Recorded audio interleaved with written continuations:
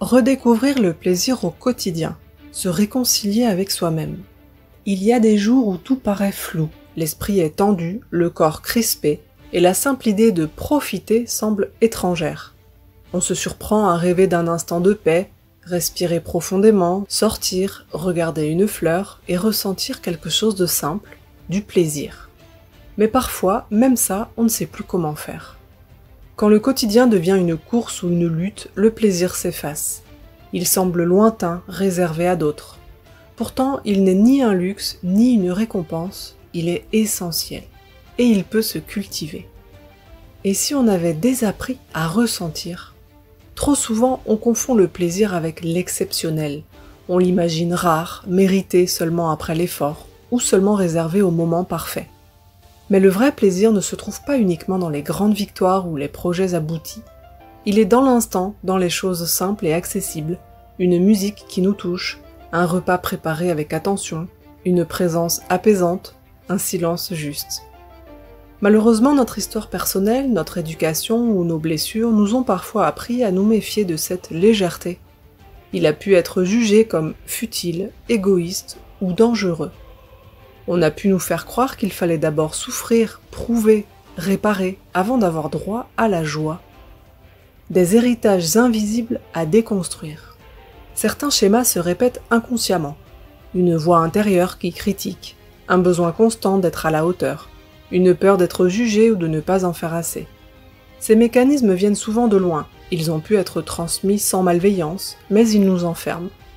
Quand le plaisir devient un territoire inconnu, c'est parfois parce qu'on a appris à vivre dans la tension, la performance ou la protection. On devient fort pour anticiper, résoudre, gérer, mais pas forcément pour accueillir ce qui est bon, doux ou gratuit. Repensez les liens entre confort, bien-être et plaisir. Pour réapprendre à vivre avec plaisir, il est essentiel de distinguer trois notions qui se croisent mais ne se confondent pas. Le confort. C'est ce qui stabilise, un environnement apaisant, des repères, une certaine sécurité émotionnelle ou matérielle. Le bien-être, une sensation intérieure de paix, un espace où l'on respire mieux. Le plaisir, ce frisson, cette joie vive, parfois fugace, parfois profonde, mais toujours réelle. Le plaisir n'est pas rare par essence, ce qui le rend rare, c'est parfois notre façon de le chercher. On l'imagine extraordinaire, alors qu'il est souvent dans le mouvement, dans la spontanéité, dans ce qui nous touche ici et maintenant. Retrouver un lien vivant avec le monde. Le défi n'est pas tant de trouver du plaisir que de s'autoriser à l'accueillir. Il ne s'agit pas de renier les douleurs ou les responsabilités. Il s'agit de ne plus se définir uniquement à travers elles. Il est possible de se remettre en lien avec soi, avec les autres, avec le monde, autrement. Le plaisir peut alors devenir un guide, non pas un but, mais une boussole intérieure. Il indique ce qui nourrit, ce qui apaise, ce qui ouvre.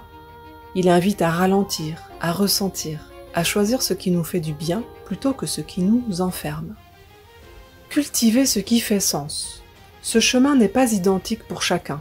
Il n'existe pas de recette universelle. Pour certains, le plaisir se trouve dans l'action, pour d'autres dans la contemplation. Il peut changer avec l'âge, l'environnement ou l'état du moment. L'essentiel est d'apprendre à l'identifier, à l'honorer, à le laisser exister sans l'étiqueter ni le contrôler. Et surtout, de ne pas le sacraliser. Le plaisir n'est pas un mythe, il ne demande pas un contexte parfait. Il commence là où on se permet d'être présent, ouvert et bienveillant envers soi-même. Parce que réapprendre le plaisir, c'est souvent un acte de réconciliation. Le plaisir n'est pas un privilège, c'est une compétence qu'on réapprend, un choix qu'on ose, un lien qu'on restaure avec soi.